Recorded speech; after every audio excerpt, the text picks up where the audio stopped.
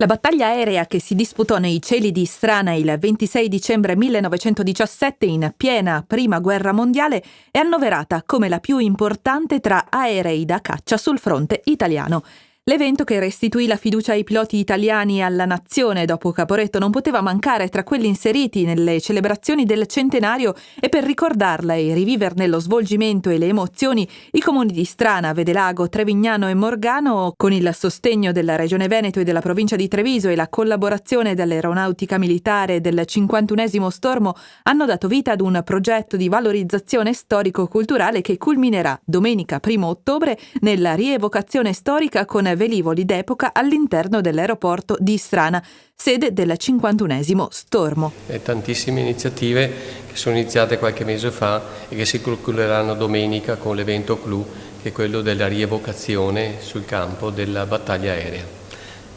Siamo stati cominciati con delle mostre, ci sono delle riunioni con i ragazzi,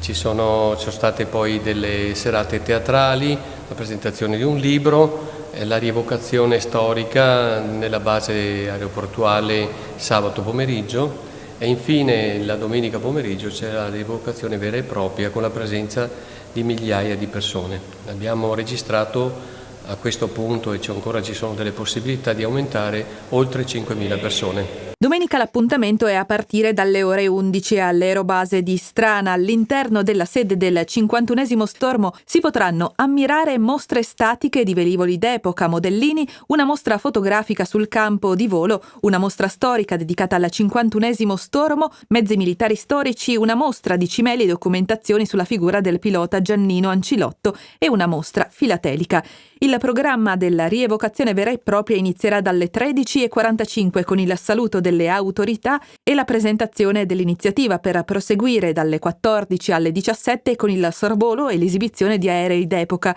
Lo spettacolo di rievocazione del campo di volo a terra, l'annullo filatelico dedicato all'evento e per chiudere la ricostruzione della battaglia aerea di Strana che durerà 25 minuti.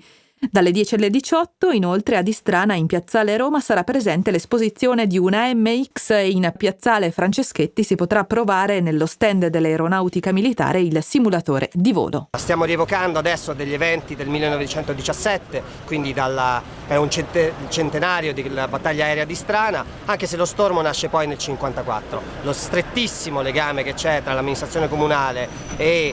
lo Stormo e l'Aeronautica Militare è rappresentato anche da questi eventi nei quali apriremo la base alla popolazione proprio per poter visitare anche quello che noi facciamo quotidianamente per la difesa della patria.